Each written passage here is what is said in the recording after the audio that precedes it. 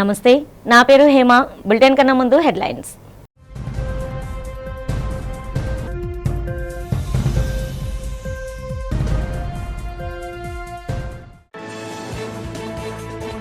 హనుమకొండలో అరుదైన వ్యాధితో బాధపడుతున్న అభిమానిని పరామర్శించిన ఉప ముఖ్యమంత్రి పవన్ కళ్యాణ్.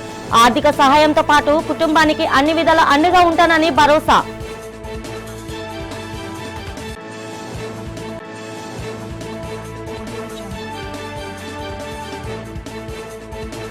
అనకాపల్లి జిల్లాలో రోడ్డు ప్రమాద బాధితులకు అండగా నిలిచి మానవత్వం చాటుకున్న హోంమంత్రి వంగలపూడి అనిత. శతగాతుల తరలింపుకు తన ఎస్కాట్ వాహనాన్ని పంపించిన హోంమంత్రి.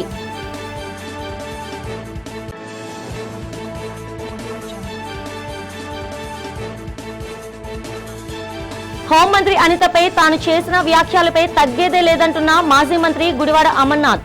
జగన్ తల్లిని భార్యని తిట్టినప్పుడు వీళ్ళంతా ఎక్కడున్నారంటూ ప్రశ్న.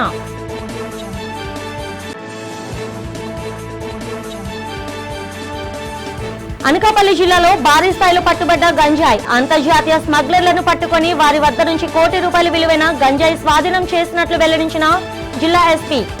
ఉప ముఖ్యమంత్రి పవన్ కళ్యాణ్ అరుదైన జన్యుపరమైన వ్యాధితో బాధపడుతున్న 17 ఏళ్ల అభిమాని నిరంజన్ ను హనుమకొండలో తన నివాసానికి వెళ్లి స్వయంగా పరామర్శించి తన పెద్ద మనసును చాటుకున్నారు. మంచానికే పరిమితమైన ఆ యువకుడిని ఆత్మీయంగా హత్తుకొని ధైర్యం చెప్పారు. వైద్య ఖర్చుల నిమిత్తం తక్షణ సాయంగా 1,00,000 ఆర్థిక సాయాన్ని, తిరుమల శ్రీవారి తీర్థ ప్రసాదాలను అందజేశారు. బాధితుడి కుటుంబ జీవనోపాధి కోసం ఒక క్యాంటీన్ ఏర్పాటు చేయించాలని జనసేన నాయకులను ఆదేశించారు. నిరంజన్ త్వరగా కోలుకోవాలని కాంక్షిస్తూ అనంతరం వరంగల్ భద్రకాళి అమ్మవారి ఆలయంలో ప్రత్యేక పూజలు నిర్వహించారు. ఒక సామాన్య అభిమాని కోసం ఉప ముఖ్యమంత్రి హోదాను, ప్రోటోకాల్ను పక్కన పెట్టి ఆయన స్పందించిన తీరుపై సర్వత్రా హర్షం వ్యక్తమయ్యాయి. చూసావు సినిమాలు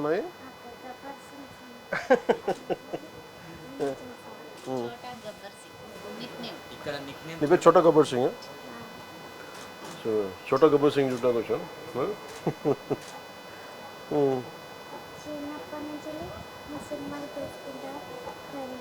అవునా? కూర్చోమ్మా, కూర్చో కూర్చో. చూసావా? అతను తెలియదు. ఓజీ చూసావా? వైలెన్స్ సినిమాలా?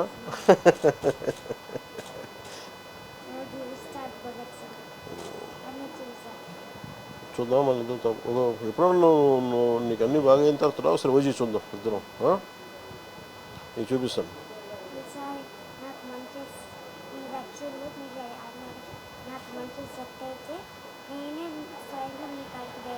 ఖచ్చితంగా అవుతుంది, ఖచ్చితంగా అవుతుంది. ఇది సెట్ అవుతుంది. అమ్మ నాతో ఎలా ఉంటావు? మంచిగా ఉంటావు? బాగా చూసుకుంటామా?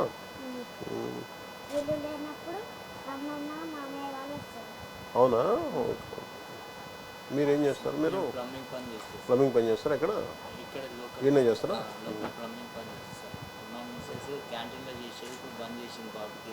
ఏం క్యాంటీన్లో చేస్తాను?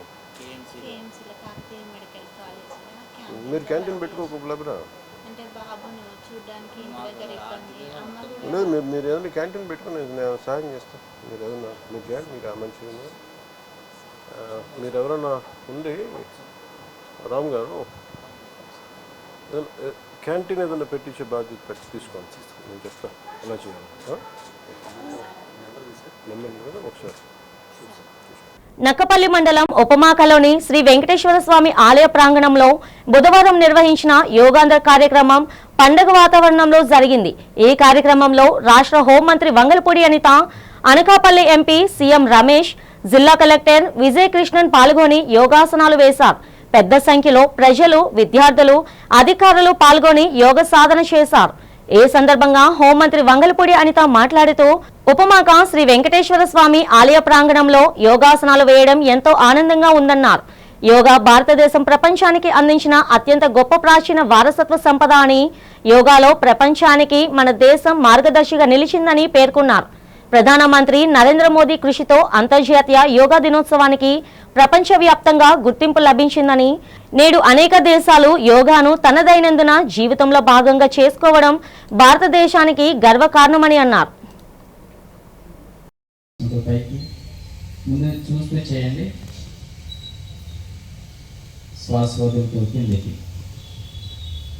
రిలాక్స్. Shoulders rotation.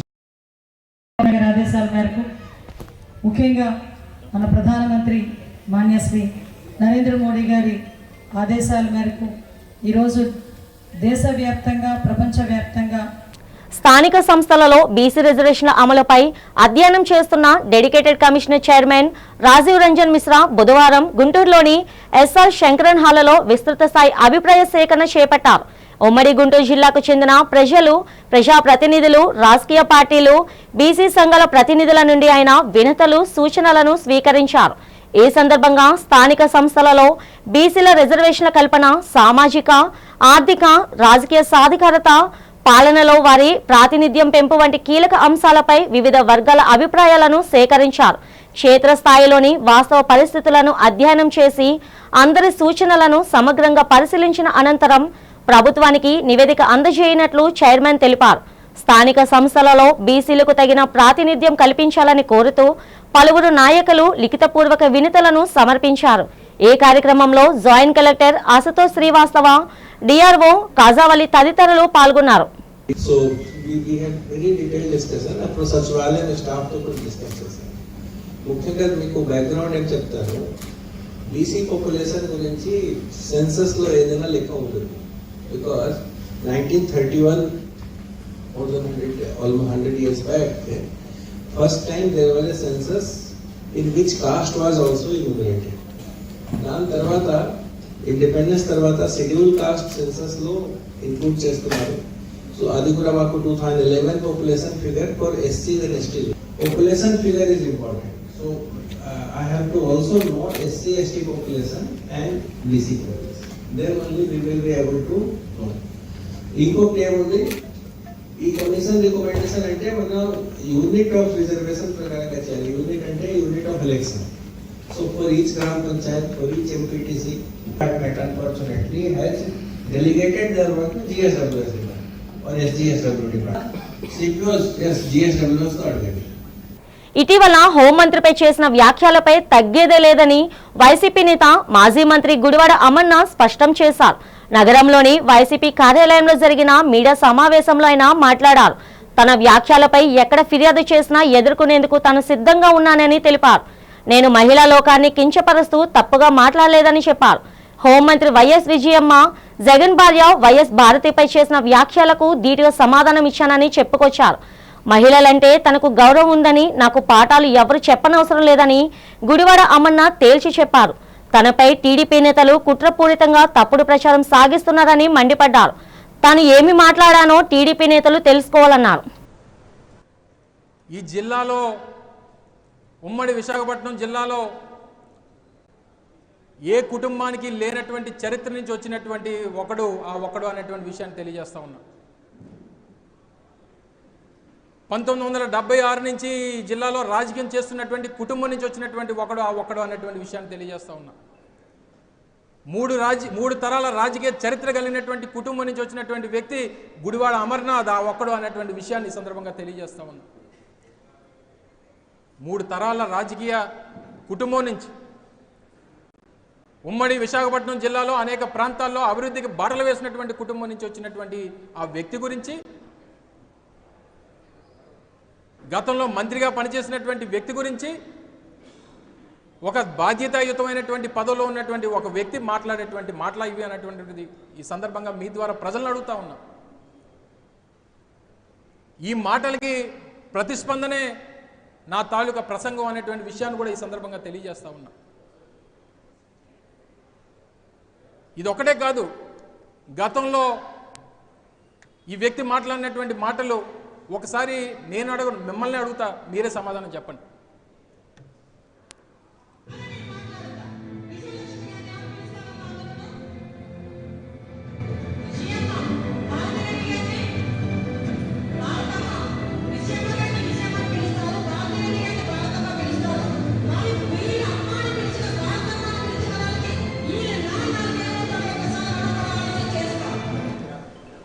చెప్పండి. మహిళా సోదరిమణులు ఉన్నారు, సీనియర్ రిపోర్టర్స్ ఉన్నారు. భారతిరెడ్డి గారిని భారతమ్మ అని పిలుస్తారు,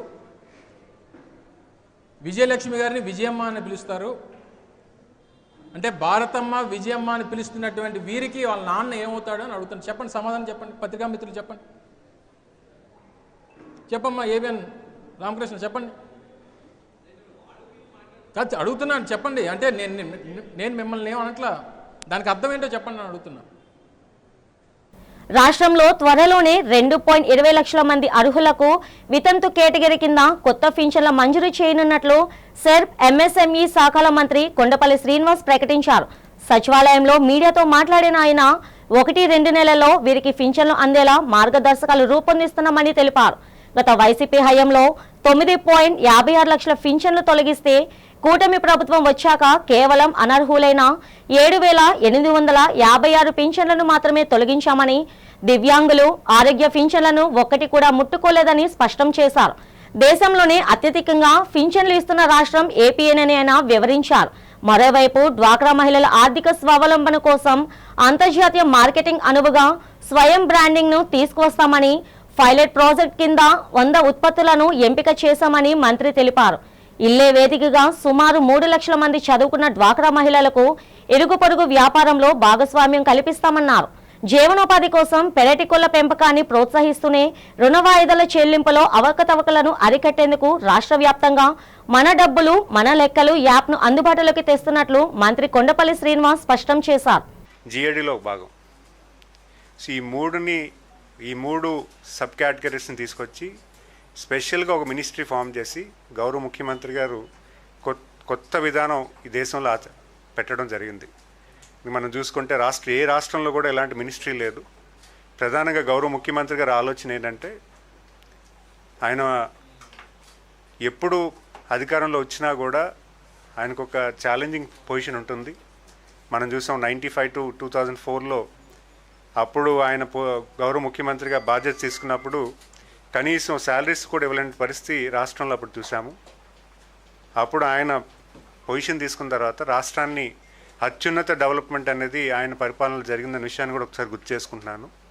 మళ్ళీ 2014 నుంచి 2019లో కూడా రాష్ట్రం విడిపోయిన తర్వాత రాష్ట్రంకి వచ్చినటువంటి విపత్తు పరిస్థితుల్లో రాష్ట్రం ఎటువైపు వెళ్ళాలి, ఏ రకంగా రాష్ట్రాన్ని ఒక కొత్త దారి చూపించాలన్న ఆలోచనతో అప్పుడు కూడా గౌరవ ముఖ్యమంత్రి గారు మన రాష్ట్రానికి ఒక కొత్త విధానం తీసుకొచ్చి, ఇండస్ట్రియలైజేషన్ తీసుకొచ్చి, ఇండస్ట్రీస్ పెద్ద పెట్టుబడులు తీసుకొచ్చి మన రాష్ట్రంలో ఎంప్లాయ్మెంట్ క్రియేట్ చేయడానికి ఒక కొత్త పారదర్శకంగా అంటే best is of doing business method కూడా తీసుకొచ్చి ఎనీ ఇండస్ట్రీ ఆంధ్రప్రదేశ్ రాష్ట్రంలో పెట్టాలంటే ఈజ్ ఆఫ్ డూయింగ్ బిజినెస్లో నెంబర్ 1 స్థానం ఆంధ్రప్రదేశ్ 14-19లో చూడడం జరిగింది.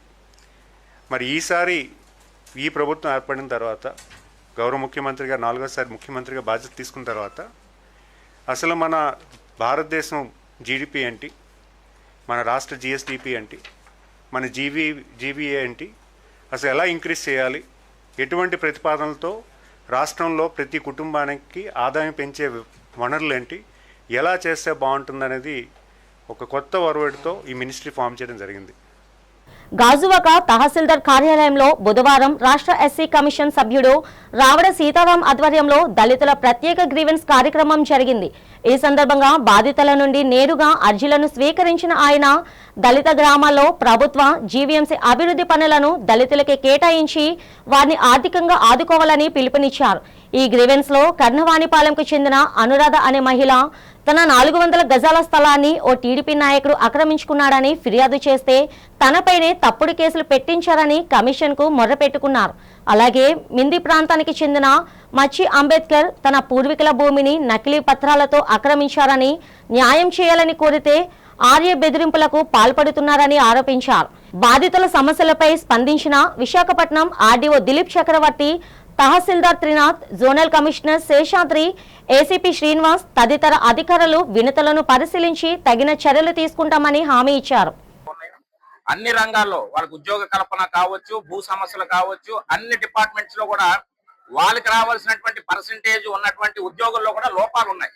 ఎందుకంటే అధికారుల్లో కూడా కొంతమంది లో స్థాయిలో ఉన్నటువంటి అధికారుల్లో కూడా కొన్ని ఇబ్బందికరమైనటువంటి పరిస్థితులు ఉన్నాయి. దాన్ని సరిచేసేందుకు ఈ రోజు అధికారులకు ఇక్కడ అందరూ కూడా కూర్చోవడం జరిగింది. పార్టీ రిప్రజెంటేటివ్ గా ఈ రోజు నేను దాన్ని కూడా వాళ్ళ దృష్టికి తీసుకెళ్లడం జరుగుతోంది.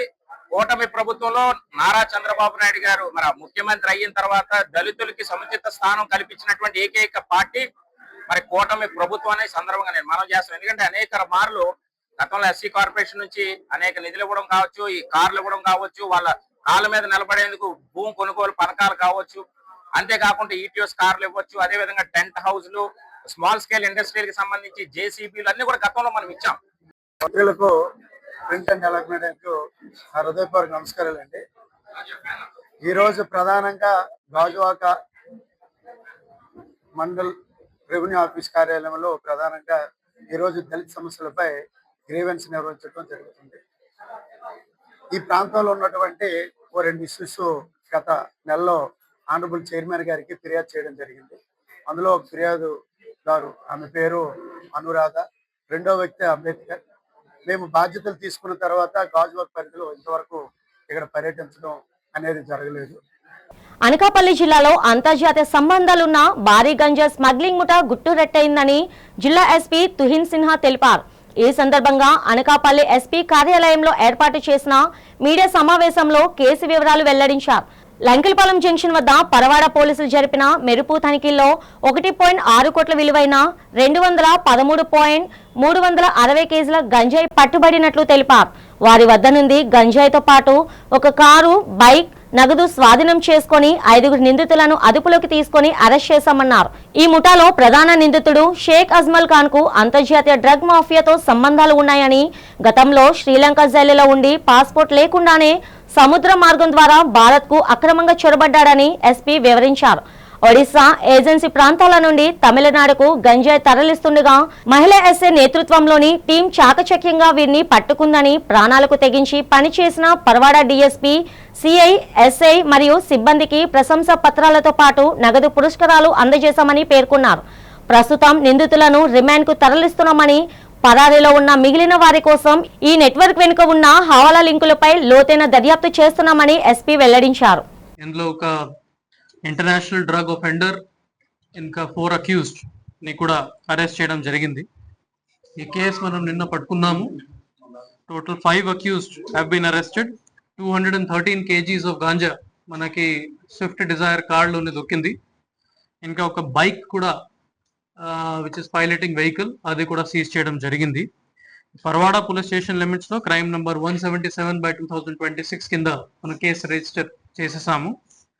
ది ఫర్దర్ ఇన్వెస్టిగేషన్ లో మనకి ఏం తెలిసింది, మెయిన్ అక్యూజ్ ఇందులో అజ్మల్ ఖాన్. అతనే original native of Ramanathapuram district of Tamil Nadu. కానీ అతనికి ఫ్యామిలీ కొంతమంది నర్సీపట్నంలోనే సెటిల్ అయ్యారు. అతనే 2022లో ఒక శ్రీలంక కంట్రీలోనే ఒక డ్రగ్స్ కేసులోనే అరెస్ట్ అయ్యారు. అక్కడ 2022 నుంచి 2025 వరకు అతను జైల్లోనే ఉన్నారు. He was caught with some quantity of crystal meth, which is methamphetamine, 495 grams and 8.5 kgs of hashish oil. అక్కడ కేస్ నంబర్ B10466/2022 లోనే అతను అరెస్ట్ అయ్యారు.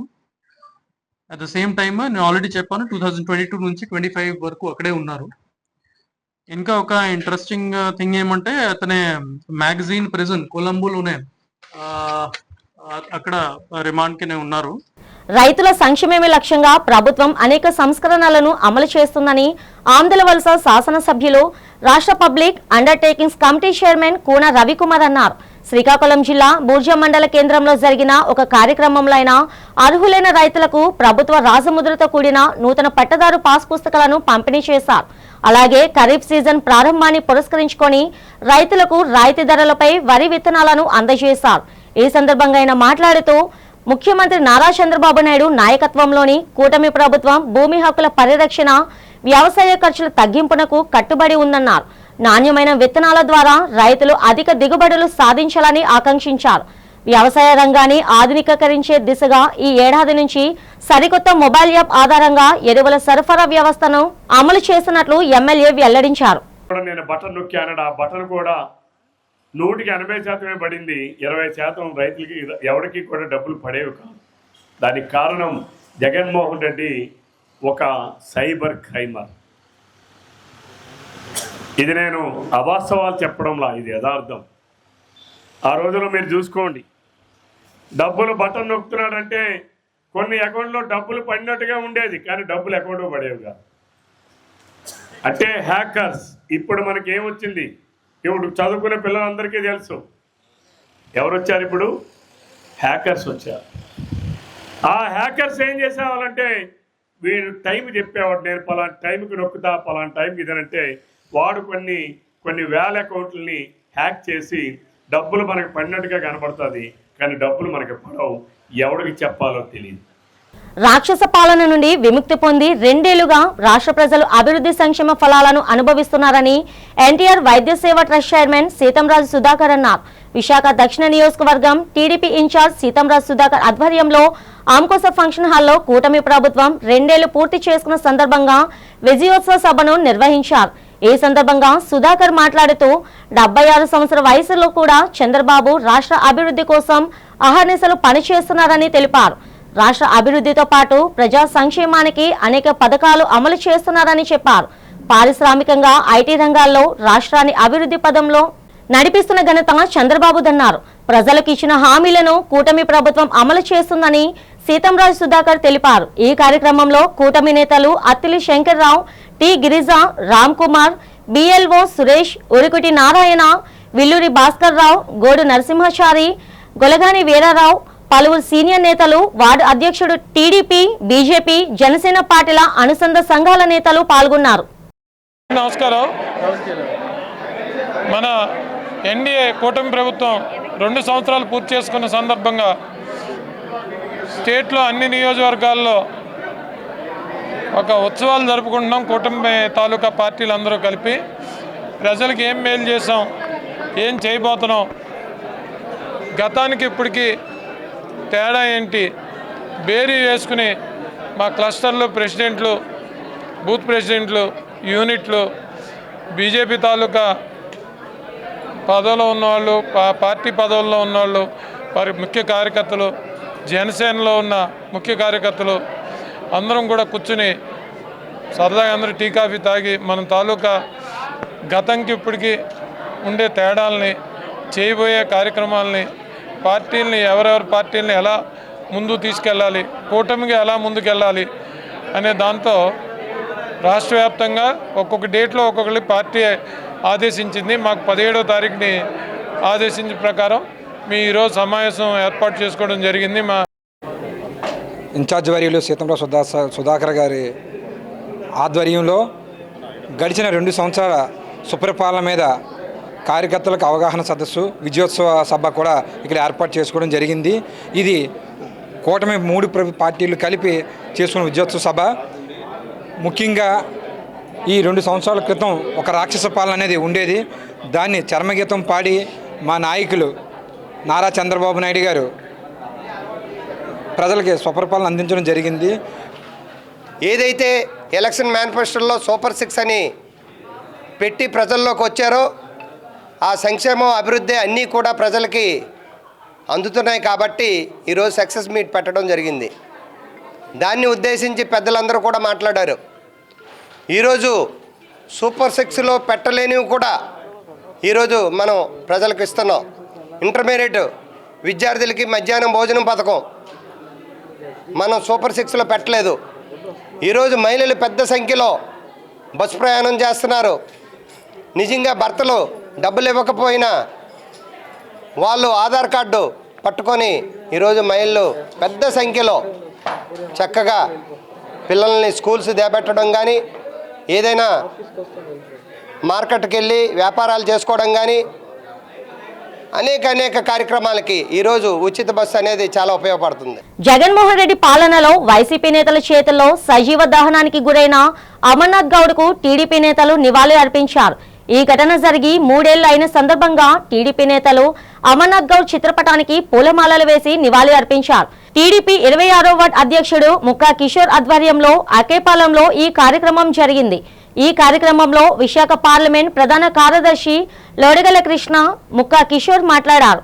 జగన్ పాలనలో బీసీలపై దాడులు, మరణకండ దారుణంగా సాగిందని వాపోయారు.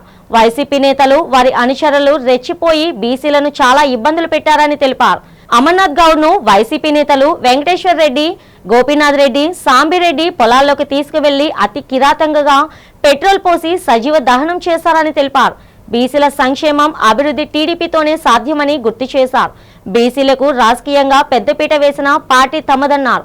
తమ పార్టీ కారణంగానే నేడు బీసీలు ఎందరో గొప్ప రాజకీయ నేతలుగా ఎదిగారని లోడిగల కృష్ణ, ముక్కా కిషోర్లు తెలిపారు. చంద్రబాబు నేతృత్వంలో నేడు బీసీలకే కాకుండా అన్ని వర్గాల సంక్షేమానికి అనేక పథకాలు అమలు అవుతున్నాయని చెప్పారు. ఈ కార్యక్రమంలో టీడీపీ సీనియర్ నేతలు ముక్కా ముత్యాల నాయుడు, అనుసురి మధుసూదన్ రావు, సతీష్, వాస్పల్లి రాజు, చెంగలి శ్రీను, గొడ్ల అప్పారావు, కుట్టా కార్తీక్, రంజిత్, జయశ్రీ, పార్టీ అనుబంధ సంఘాల నేతలు, కార్యకర్తలు పాల్గొన్నారు. మైనర్ల పైన, బీసీల పైన, ఎస్సీ ఎస్టీల పైన ఎన్నో అగత్యాలు జరిగాయి. అందులో ఒకటి మచ్చుకు నిదర్శనం బాపట్ల నియోజకవర్గంలో ఉన్న అమర్నాథ్ గౌడ్ అనే 10వ క్లాస్ చదువుతున్న ఒక అబ్బాయి. ఆ అబ్బాయికి ఒక అక్క ఉంటే ఆ అక్కని మానసికంగా, శారీరకంగా ప్రతిరోజు వేధిస్తున్న వైసీపీ నాయకుడిని ఎదిరించడానికి ప్రయత్నం చేస్తే అమరేంద్ర గౌడ్ని అతనికి నోట్లో గుడ్డలు, కాగితాలు కుక్కి పెట్రోల్ వేసి తగలబెట్టిన ఘనత ఎవరిదని ఉన్నదంటే ఈ గొడ్డల పార్టీ. అటువంటి గొడ్ల పార్టీ ఆ రోజు న్యాయం చేస్తామని చెప్పి న్యాయం చేయకపోతే మా తెలుగుదేశం పార్టీ ప్రభుత్వంలో బీసీలకు అండగా నిలబడిన మా యొక్క అనగాన సత్యప్రసాద్ గారు ఆమె కూతురికి అంగన్వాడీలో ఉద్యోగం, అలాగే చదువుకోవడానికి చదివించడం ఈ రోజుకి కూడా ఇప్పుడు డిగ్రీ ఫస్ట్ ఇయర్ చదువుతుంది ఆ అమ్మాయి. అలాగే సొంత ఇల్లు కూడా ఈ రోజు భూమి పూజ చేయడం జరిగింది.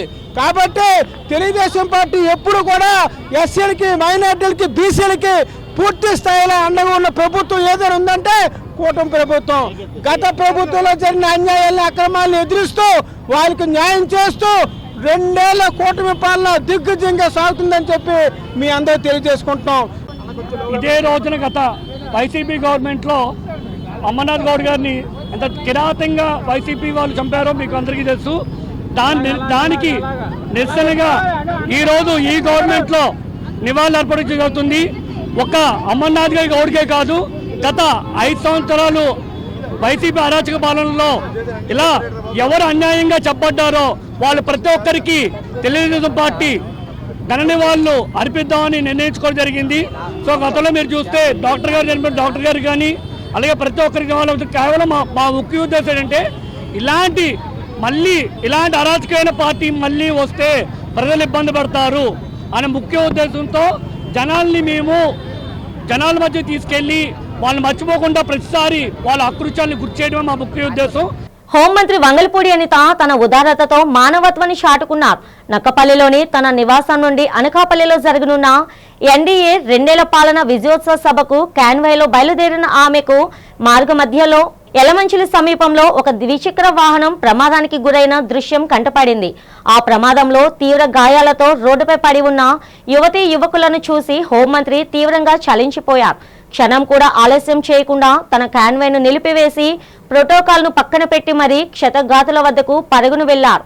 ప్రమాద బాధితులకు స్వయంగా సపర్యలు చేస్తూ ధైర్యం చెప్పారు. వెంటనే స్థానిక అధికారులను అప్రమత్తం చేసి అంబులెన్స్ ను రప్పించి వారిని అత్యవసరంగా సమీప ఆసుపత్రికి తరలించారు. బాధితులకు తక్షణ ఖర్చుల నిమిత్తం తన చేతుల మీదుగా ఆర్థిక సహాయాన్ని అందించడమే కాకుండా అనంతరం ఆసుపత్రి వైద్యులతో ఫోన్లో మాట్లాడారు. క్షతగాత్రులకు మెరుగైన అత్యవసర వైద్యం అందించి ప్రాణాలు కాపాడాలని ఆదేశించారు. అత్యంత బిజీ షెడ్యూల్లో ఉన్నప్పటికీ తోటి మనుషుల ప్రాణాలకు విలువనిస్తూ హోంమంత్రి అనిత స్పందించిన తీరు చూపిన మాతృ హృదయంపై సర్వత్రా ప్రశంసల జల్లు కురుస్తుంది.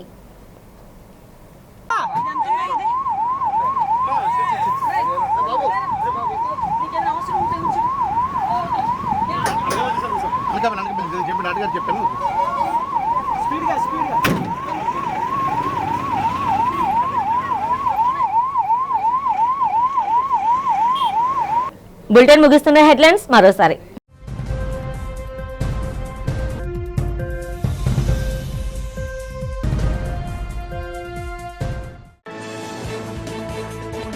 హనుమకొండలో అరుదైన వ్యాధితో బాధపడుతున్న అభిమానిని పరామర్శించిన ఉప ముఖ్యమంత్రి పవన్ కళ్యాణ్. ఆర్థిక సహాయంతో పాటు కుటుంబానికి అన్ని విధాల అండగా ఉంటానని భరోసా.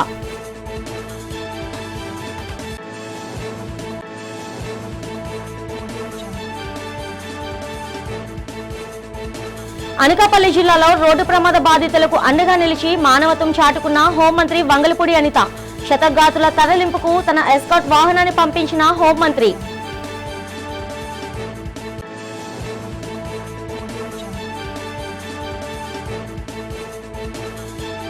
హోంమంత్రి అనితపై తాను చేసిన వ్యాఖ్యలపై తగ్గేదే లేదంటున్న మాజీ మంత్రి గుడివాడ అమర్నాథ్. జగన్ తల్లిని భార్యని తిట్టినప్పుడు వీళ్ళంతా ఎక్కడున్నారంటూ ప్రశ్న.